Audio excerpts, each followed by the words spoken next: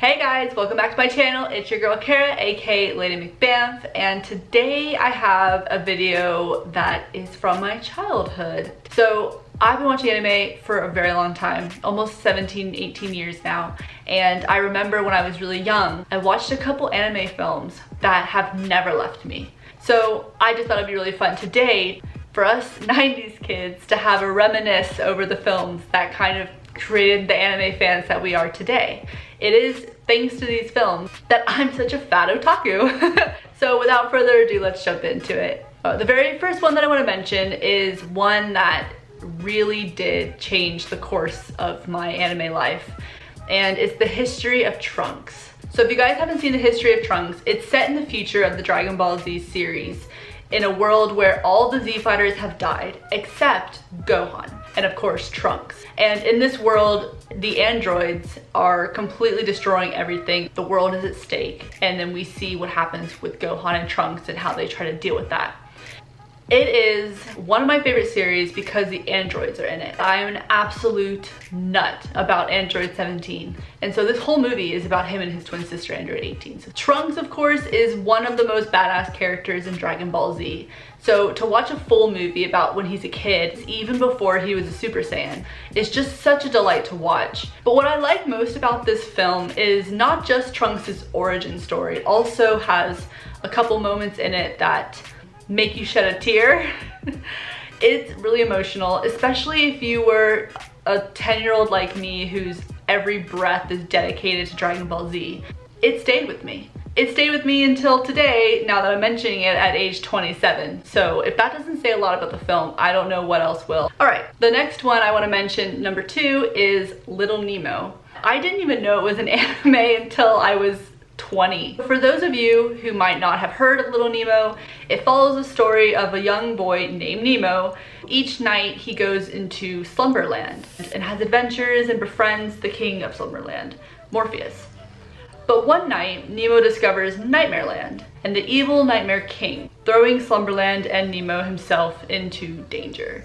If there's only one thing I want to say about this film, I watched my fair share of animated films as a kid, and I don't remember a lot of them being that scary, but this film does kind of test the limits of being scary for kids. Like, there were these creatures in the woods. I think they were called Upas, and they morphed into each other and out of each other. I was finding it really difficult to process what I was watching, therefore I was a little scared, but I couldn't stop watching it. Kind of like a car crash. You don't want to look at it, but you can't help but looking at it. That's kind of what this movie is like. And there was this other scene where the main characters are frozen in these little capsules. Yeah, I would basically say this movie was good because it was terribly scary. But the one highlight was Icarus, the flying squirrel Icarus. He was so cute. So that was good. He was cute, but the rest of it was dark. Yeah. I think it's on Crunchyroll actually. You should definitely give it a watch. It's very good. The next 2 anime I want to mention are both Sailor Moon movies. So the first one is Promise of the Rose, and the second one is Black Dream Hole. So Promise of the Rose is basically Tuxedo Mask's character having a childhood friend who gives him a flower and then disappears, saying that one day he'll come back to Earth with a bunch more flowers for him. He comes back to Earth with a couple more flowers, but it's a lot more sinister than that. And then of course you have the Sailor Scouts transforming, saving the world, the classic. What a fun movie to watch as a little girl. I thoroughly enjoyed myself watching this film. And it was just like the other Sailor Moon film I want to mention, which is Black Dream Hole. Children one by one begin to disappear. It seems to be a supernatural force that feeds on their dreams. The evil queen and her loyal fairy assistant are using a black dream hole to swallow the earth. It's up to the Sailor Scouts, of course, to prevent the approaching darkness. So me and my twin sister can still sing the flute song that the fairy uses to attract the children. That's how much we watched this movie. It was so otherworldly. You got to see concepts in anime as a kid that you just never really saw in American media. The Japanese really know how to stretch the imagination, and I think that's why I still love the genre today.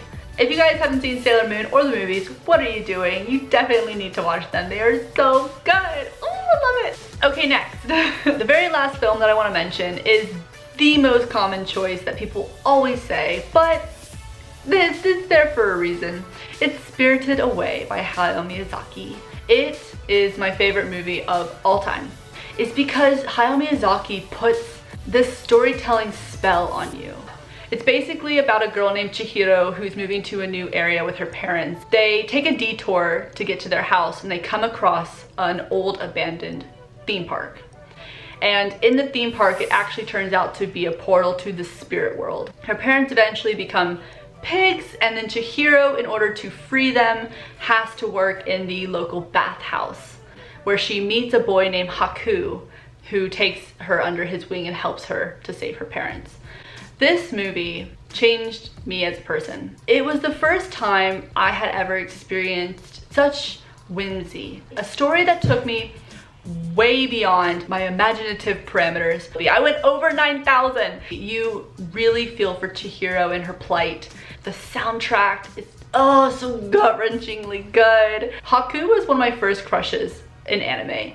He was everything. I thought he was so cute. Of course, he did look a lot like Android 17, so that wasn't really a shock. I think I have a preference for that bowl cut boys hairstyle that you see in anime. I loved him to pieces. I love you, Haku. You're so cute.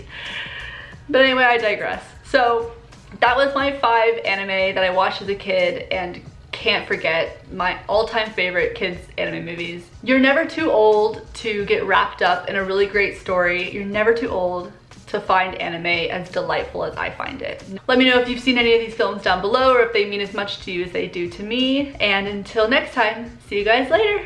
Bye!